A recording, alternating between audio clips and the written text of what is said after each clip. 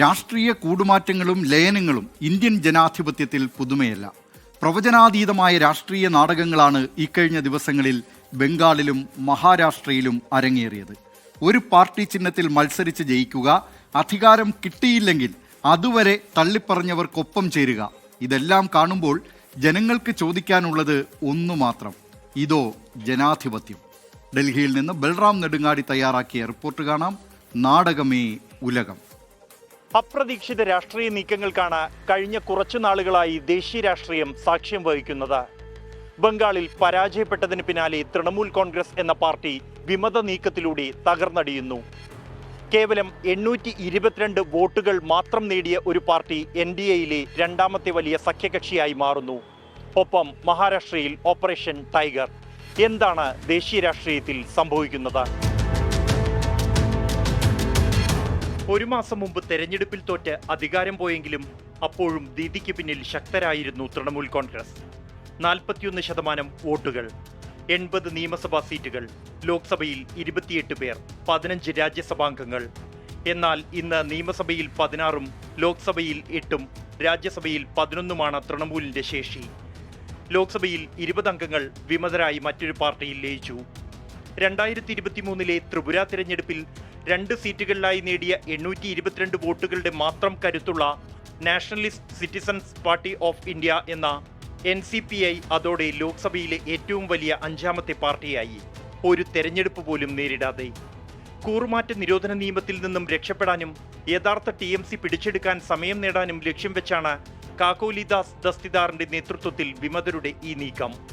Nationalist citizens party, ये party के साथ हम लोग शामिल हुआ.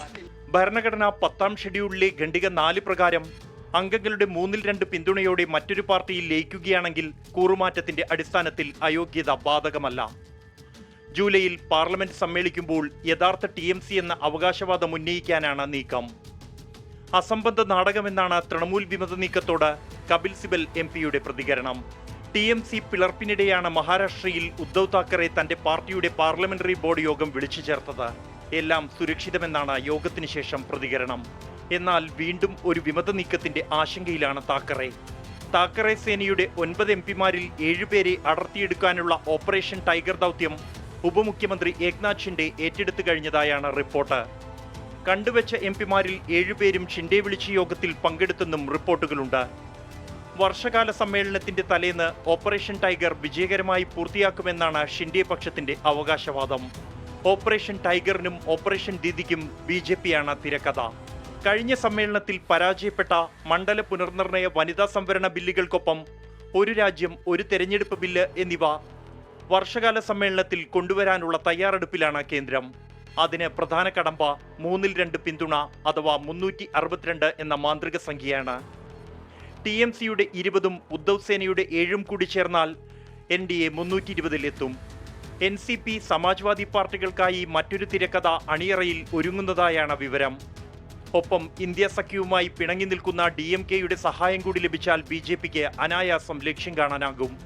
ഇന്ത്യൻ രാഷ്ട്രീയത്തിൽ മറ്റൊരു കൂറുമാറ്റത്തിന്റെ സീസണാണ് ഇപ്പോൾ സംഭവിച്ചുകൊണ്ടിരിക്കുന്നത്. NDA 362 എന്ന മാന്ത്രിക സംഖ്യ തികയ്ക്കും വരെ ഇനിയും ചില രാഷ്ട്രീയ നീക്കങ്ങൾ കൂടി പ്രതീക്ഷിക്കേണ്ടതുണ്ട്. ബൽറാം നെടുങ്ങാടി, 24, ഡൽഹി.